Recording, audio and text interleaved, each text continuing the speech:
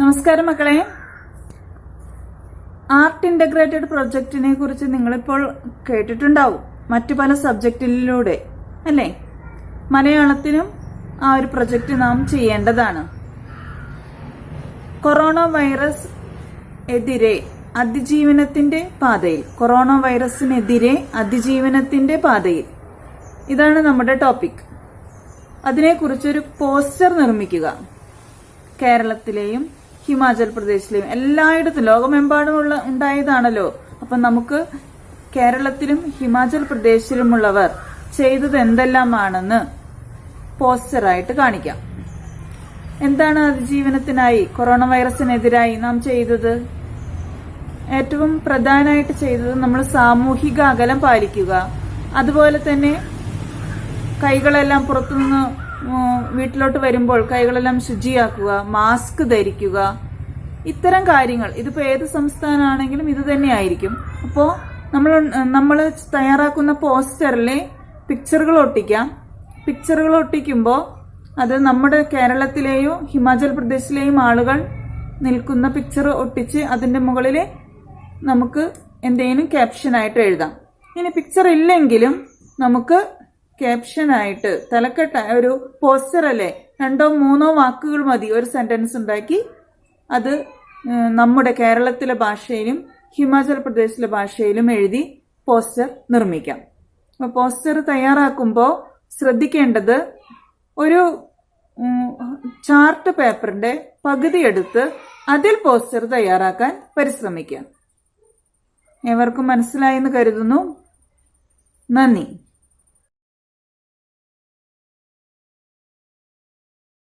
നമസ്കാരം മക്കളെ. കഴിഞ്ഞ ക്ലാസ്സിൽ നാം അമ്മയും മകനും തമ്മിലുള്ള സംഭാഷണം കേട്ടു ഇല്ലേ? എന്തായിരുന്നു നമ്മൾ പഠിക്കുന്ന പദ്യം? വേദമാണ് കേട്ടോ. യൂസഫ് അലി കേച്ചേരി എഴുതിയ വേദം. ഉമ്മയുടെ അടുത്തോട്ട് പിണങ്ങിക്കൊണ്ട് വന്നു നിൽക്കുന്ന മകനെ കാണുന്ന ഉമ്മ എന്താ ചെയ്യുന്ന ആ സമയത്ത്? മറ്റുള്ളവർക്ക് കഞ്ഞി വിളമ്പി കൊടുക്കുകയാണ്. ഒട്ടും ചോറൊന്നും കിട്ടാതെ നിൽക്കുന്ന അയൽപ്പക്കക്കാർക്ക് തന്റെ വീട്ടിൽ വെച്ച കഞ്ഞി കുറേശ്ശെ കൊടുക്കുകയാണ്. അത് അവിടേക്കാണ് പിണങ്ങി വന്ന മോൻ നിൽക്കുന്നേ. മോൻ എന്തിനാ പിണങ്ങിയത്? അവന് ചോറിന്റെ കൂടെ മീൻകറി ഇല്ല, അവൻ ഇത്തിരി ചമ്മന്തി മാത്രമാണ് ഉമ്മ അവിടെ വെച്ചിരിക്കുന്നത്. അതിൽ പിണങ്ങിയാണ് വന്ന് നിൽക്കുന്നേ. അപ്പൊ ഉമ്മ പറയുകയാണ് മോനോട്. എന്താ പറയുന്നേ? മോനെ, നിനക്ക് മീൻകറിയാണ് ഇഷ്ടം എന്നൊക്കെ ഉമ്മയ്ക്ക് അറിയാം. മോൻ ഇപ്പൊ സ്കൂളിൽ പോ, 4 മണിക്ക് വരുമ്പോൾ മോനുള്ള അയിലക്കറി ഞാൻ റെഡിയാക്കി വെക്കാം. ഇതാണ് ഉമ്മ പറയുന്നത്. മോൻ ഇപ്പൊ കണ്ടില്ലേ, എത്രയോ ആളുകളാണ് കഞ്ഞി കുടിക്കാൻ അവിടെ കലപില കൂട്ടുന്നേന്ന്. അവർക്ക് കഞ്ഞി കൊടുക്കണ്ടേ? മോൻ പോ സ്കൂളിലേക്ക് എന്ന് പറഞ്ഞേ മോനെ സമാധാനിപ്പിക്കുന്ന ഉമ്മ. ഇനി എന്താ സംഭവിച്ചത് നോക്കാം. ഇത്രയും ചൊല്ലി പിരിഞ്ഞു പോയുമ്മ എൻ ഉൾത്തട്ടിൻ കാപഡ്യം വെന്തെരിഞ്ഞു. അപ്പൊ ഉമ്മ ചെയ്യുന്ന പ്രവൃത്തി മോൻ കാണുന്നുണ്ട്. തന്റെ അയൽപ്പക്കക്കാർക്കൊക്കെ ഭക്ഷണം കഞ്ഞി കൊടുക്കുകയാണ്. കഞ്ഞിയാണ് കേട്ടോ കൊടുക്കുന്നത്, അത്രയ്ക്കെങ്കിലും കൊടുക്കുകയാണ്. തങ്ങളുടെ ഉള്ളത് കൊടുക്കുകയാണ് ആ ഉമ്മ. അത് കണ്ടപ്പോൾ താൻ പിണങ്ങിയിരുന്ന തന്റെ ഉൾത്തട്ട്, തന്റെ മനസ്സ്, ഉൾത്തട്ട് എന്ന് പറഞ്ഞാൽ മനസ്സിനുള്ളിലുണ്ടായിരുന്ന കാപഡ്യം എന്ന് പറഞ്ഞാൽ അഹങ്കാരം, അല്ലെങ്കിൽ കാപഡ്യം എന്ന് പറഞ്ഞാല് കപടത, അതായത് ഞാൻ വലിയതാണെന്നുള്ളൊരു ഭാവം, അഹങ്കാരം, ഇതെല്ലാം അലിഞ്ഞു പോയി, വെന്ത് എരിഞ്ഞു പോയി. കാപഡ്യം വെന്ത് എരിഞ്ഞു പോയി എന്നാ പറയണേ. അതായത് അഹങ്കാരം മുഴുവനായി ഇല്ലാണ്ടായി. തന്റെ ഉമ്മ എത്രയോ പാവങ്ങൾക്ക് ആ കഞ്ഞി കൊടുക്കുന്നത് കണ്ട ആ മകന്റെ മനസ്സിലെ കാപഡ്യം മുഴുവനും ഇല്ലാണ്ടായി. അതുവരെ താൻ പിണങ്ങി നിന്നിരുന്ന ആ മകൻ, അവന്റെ മനസ്സ് പിണങ്ങിയത് എന്തിനാ?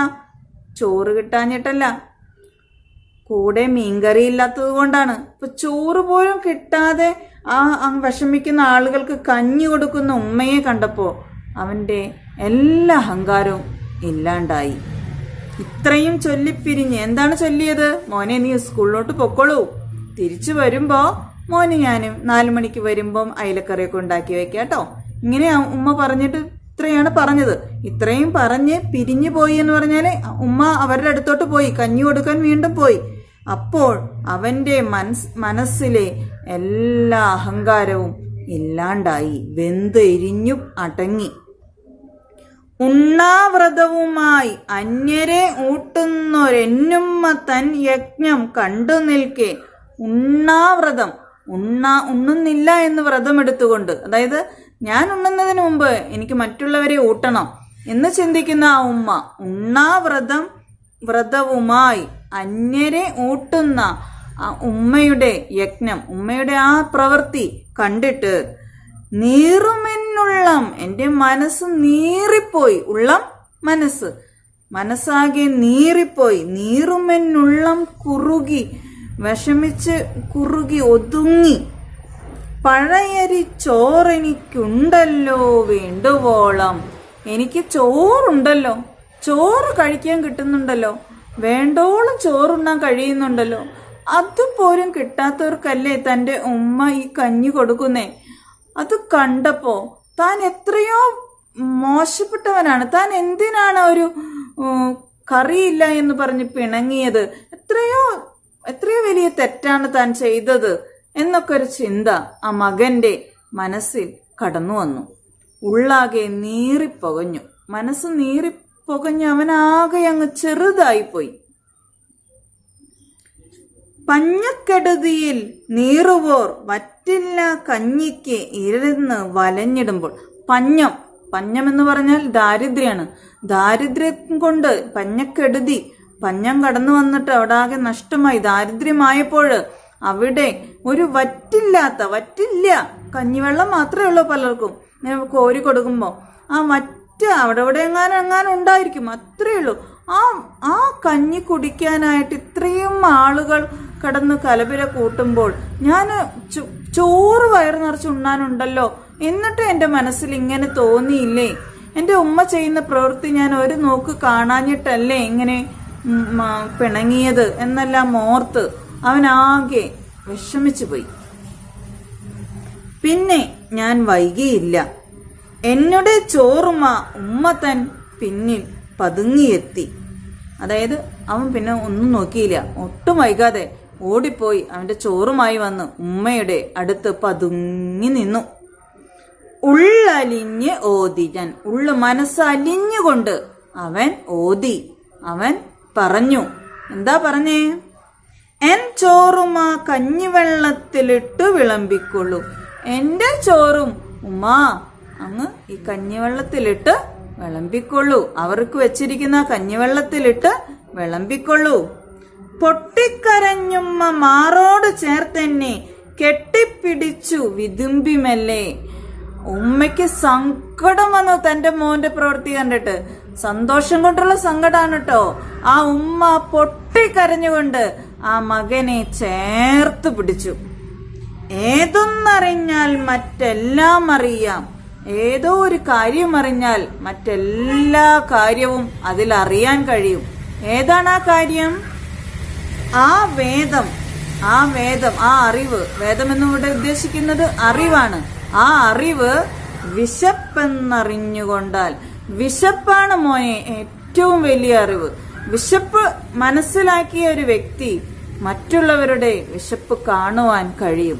വിശപ്പിന് അറുതി വരുത്താൻ, വിശപ്പ് ഇല്ലാണ്ടാക്കാനാണ് നാം പരിശ്രമിക്കേണ്ടത്. ആർക്ക് വിശക്കുന്നുവോ അവരെ മനസ്സിലാക്കി അവർക്ക് കൊടുക്കുവാൻ കഴിഞ്ഞാൽ അതിനേക്കാൾ വലിയൊരു അറിവ് നമുക്ക് നേടാനില്ല എന്ന് ഉമ്മ പറഞ്ഞു മനസ്സിലാക്കി കൊടുക്കുകയാണ് മകന്. നോക്കൂ, ഏതൊന്നറിഞ്ഞാൽ മറ്റെല്ലാം അറിയാം. ഒരു കാര്യം നീ അറിഞ്ഞോളൂ, അതറിഞ്ഞാൽ നിനക്ക് ഈ ലോകത്തെ മറ്റെല്ലാ കാര്യവും അറിയാൻ സാധിക്കും. ആ ഏതൊന്നും അറിയുന്ന ആ കാര്യം ഏതാണ്? മറ്റുള്ളവരുടെ വിശപ്പാണ്. ആ വിശപ്പിനെ നിയന്ത്രിക്കാൻ, നിന്നെ കൊണ്ടാകാവുന്നത് ചെയ്യാൻ നിനക്ക് സാധിച്ചോ? എങ്കിൽ നിനക്ക് മറ്റെല്ലാ അറിവും ലഭിച്ചുകൊണ്ടേയിരിക്കും. ഇതിനേക്കാൾ വലിയൊരു അറിവ് ലഭിക്കാനില്ല എന്ന് അമ്മ മകനെ പറഞ്ഞു കൊടുത്തു. പൈക്കുന്ന പള്ളയ്ക്ക് ഇരതേടി വാടുന്ന പാവത്തിൽ കാണാം പടച്ചവനെ. പള്ള എന്ന് പറഞ്ഞ വയറാണ്. പൈക്കുന്ന പള്ളയ്ക്ക്, വിശക്കുന്ന വയറിനെ ഇര തേടുന്ന പാവങ്ങൾ, അതായത് തന്റെ വിശക്കുന്ന വയറിന് ആവശ്യമുള്ള ഭക്ഷണം തേടുന്ന പാവങ്ങളെ അവരുടെ കണ്ണുകളിലോട്ട് നോക്കൂ. പടച്ചവൻ എന്ന് പറഞ്ഞാൽ ഈശ്വരനെ നിനക്ക് ആ പാവങ്ങളുടെ കണ്ണുകളിൽ കാണാൻ സാധിക്കും. വിശക്കുന്ന ഒരു വ്യക്തിയുടെ കണ്ണുകളിലോട്ട് നോക്കിയാൽ നിനക്ക് ഈശ്വരനെ കാണാൻ സാധിക്കും എന്നാണ് ആ അമ്മ പറഞ്ഞു കൊടുക്കുന്നത്. എന്താണ് അതിന്റെ അർത്ഥം?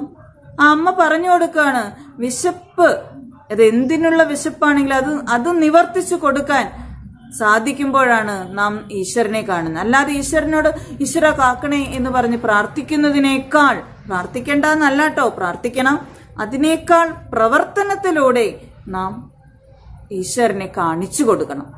ഈശ്വരൻ പാവപ്പെട്ടവരുടെ കൂടെയാണ്. അവരുടെ കണ്ണുകളിലോട്ട് നോക്കിക്കൊണ്ട് അവരെ സ്നേഹിക്കാൻ കഴിഞ്ഞാൽ ഈശ്വരനെ നമ്മൾ കണ്ടു കഴിഞ്ഞു. അങ്ങനെയാണ് നാം ചെയ്യേണ്ടത്. പ്രവർത്തനത്തിലൂടെ ഈശ്വരനെ കാണിക്കാൻ, ഈശ്വരനോട് അടുക്കാൻ നമുക്ക് സാധിക്കണം.